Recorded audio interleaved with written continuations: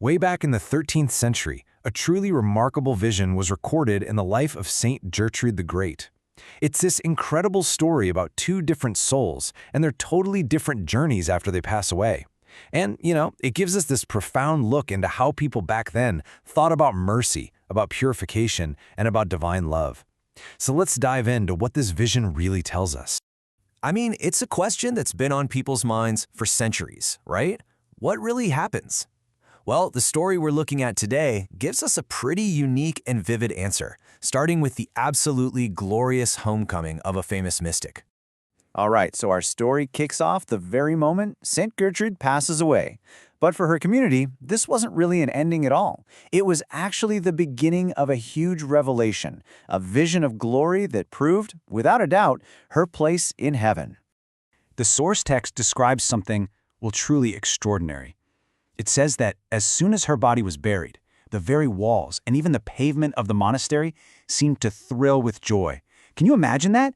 The building itself reacting, a physical sign that heaven was throwing a party to welcome her home.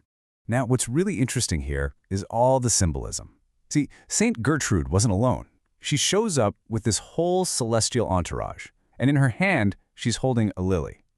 That flower stood for the community of nuns she left behind, showing that even in heaven, she was still connected to them, still caring for them. This was a huge deal, because it meant she didn't have to go through any kind of purification. She went straight to heaven. And get this, the vision also showed off her new power-up in heaven.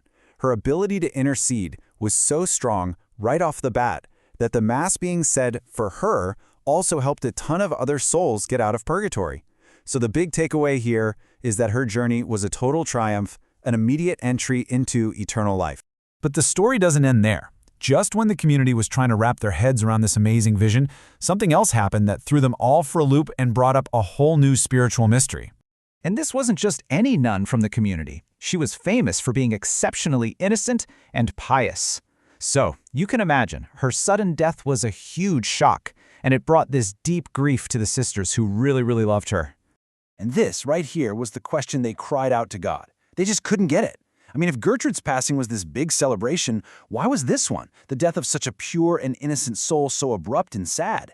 It's a very human question to ask, and the divine answer they got is really the heart of this whole story.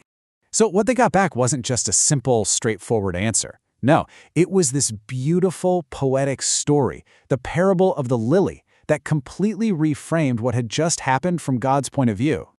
And this is how the Lord's reply begins, and honestly, it's a stunning image.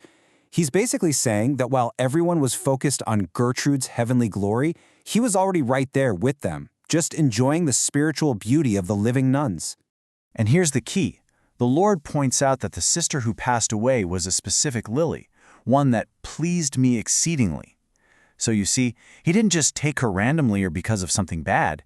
He had picked this beautiful flower for his own joy, to keep its beauty and its odor of sanctity all for himself. Okay, so this brings us to the big question, right? If this sister was such a delightful, pure soul, this chosen lily, why wasn't her trip to heaven as quick and triumphant as St. Gertrude's? So here you can really see the two sides of the coin. The sister had total faith. She was confident that the powerful prayers from her community would get her straight into heaven. But God's plan was a little different. It required a final cleansing, a purification that had to happen before she could experience that perfect, unfiltered joy. So what were these imperfections? The source material calls them slight negligences and little stains, which is a fascinating idea. We're not talking about major sins here. We're talking about things like seeking a little too much amusement or enjoying things that are kind of useless. It paints a picture where even the tiniest attachments to worldly things, these little specks on the soul, had to be washed away before you could enter the perfect presence of God. But here's where the story really leans into the idea of divine mercy. The text actually says God could not bear that she should suffer, so he allowed one last really intense but very brief trial to get the job done. This trial was a terrifying vision of evil spirits, but it was designed to quickly burn away those last little imperfections. So this final trial, as scary as it was actually the very last step for her. And what happened next is the really beautiful and comforting climax to this whole vision.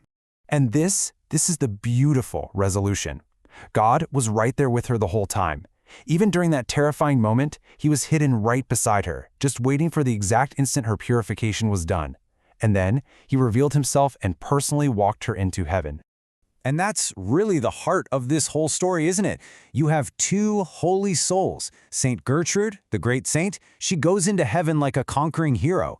And the innocent sister, the lily, she takes a different path, one that needs a final merciful cleansing.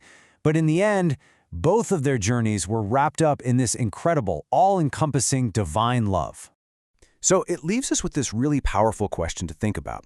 Does mercy sometimes look like a trial? And what does it mean that even the smallest, most useless attachments might need to be shed before we can reach a state of perfect joy? It's just a fascinating peek into a spiritual world where love and purification are really two sides of the exact same coin.